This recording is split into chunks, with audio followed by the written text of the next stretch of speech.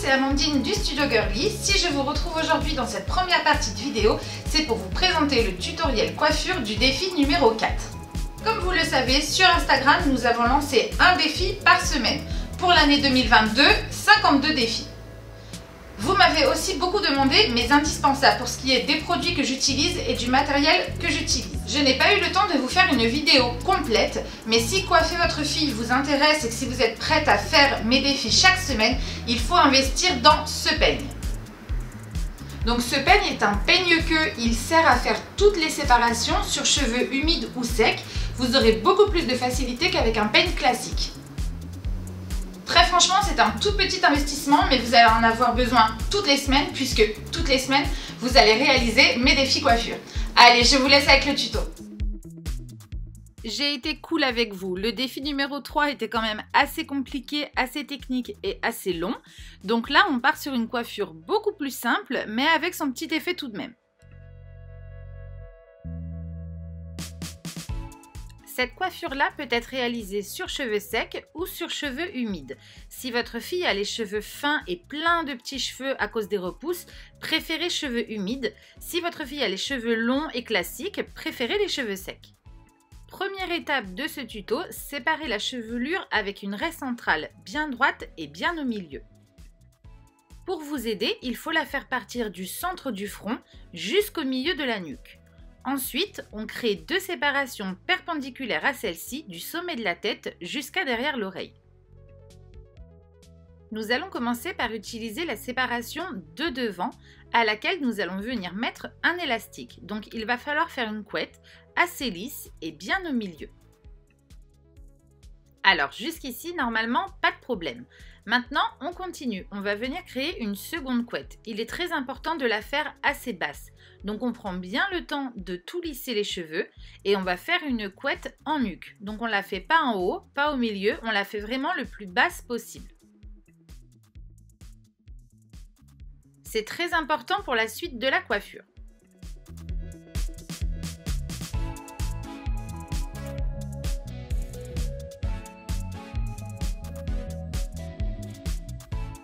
Petit récap pour que ce soit bien clair, donc on a bien une couette en bas et une couette devant.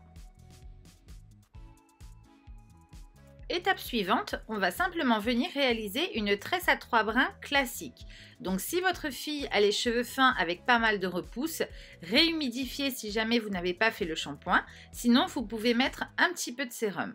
Donc une fois mes 3 brins bien égales, ça c'est très important quand vous réalisez une tresse, je viens simplement tresser.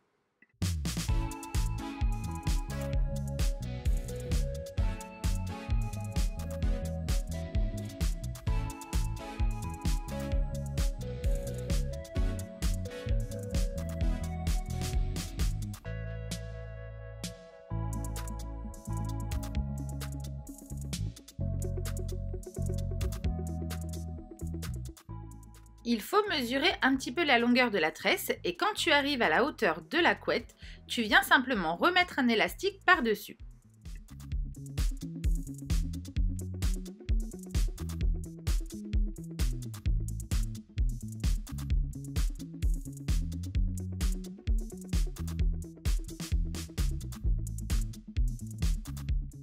Ensuite, on recommence l'opération. Donc, on repeigne bien pour que tous les cheveux se remélangent correctement. Et on recommence, on crée une tresse à 3 brins classique.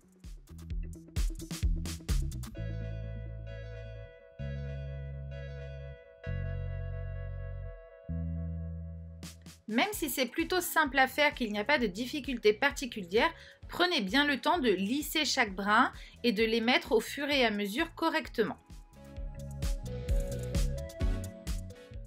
Je le dis souvent, mais la coiffure, c'est vraiment du détail. Plus vous allez dans le détail, plus votre coiffure est jolie.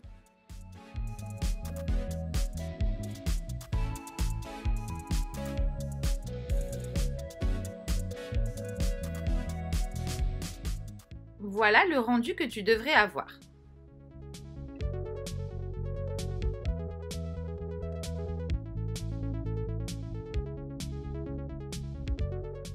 Je te retrouve donc sur Instagram pour ce défi numéro 4. J'ai hâte de voir vos résultats. À la semaine prochaine!